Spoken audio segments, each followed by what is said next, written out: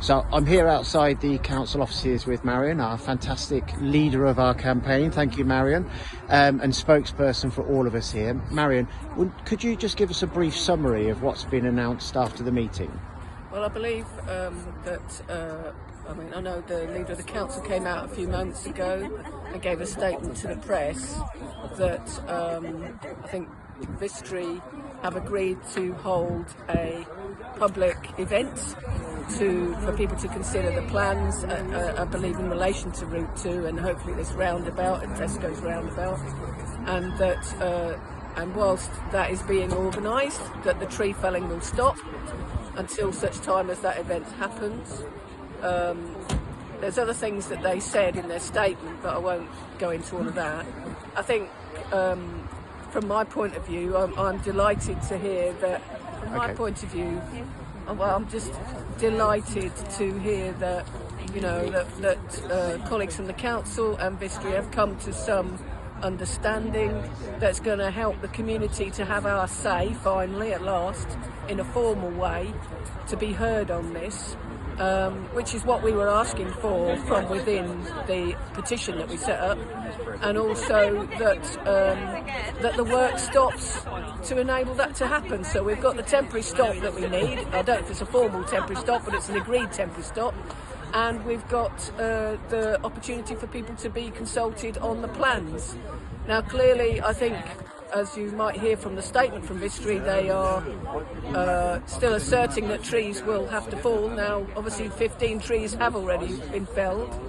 I think we'd like to understand more about what their plans are about that and why, and that's what we've been asking for all along, actually, is that clarification. So hopefully this pause will allow that time for clarification on the basis under which Vistry are doing this work, the plans that they actually have, so that people can have a say and be informed about that, and obviously offer the opportunity for residents to take part in that. So I really welcome that both parties have got together, and I thank our local MP for helping to enable that too. But the biggest thanks has got to go to the community, because it's the community, it's the people of Wellingborough that came out in the last few weeks and said, no, we're not prepared to allow our heritage to be just destroyed without any understanding of why. I mean, many of us don't want that anyway, but any understanding of why. So if some trees have to be felled, we need to understand why that is and how that fits with the plan. We understand there is a plan. The problem is we haven't been able to see that plan.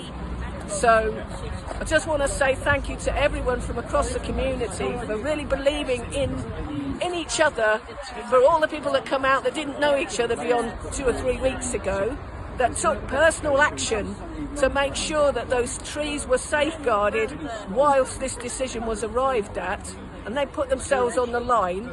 For every person that was arrested in trying to put themselves on the line and trying to help there to be justice for our community and for our trees in this community and for the Wellingborough Walks, and also to our barrister and the friends from outside our community that have put themselves forward to make this happen, because I honestly believe without Paul going up the tree the other day that we would not have had this news today. So for me, this is an amazing example of the people of Wellingborough coming together, the sleeping giant that we are, to show what matters to us, and that we will stand up for what we believe in. So well said, Marion, and bravo, and thank you from all of us. Yeah, thank you, Marion. Yeah, thank you.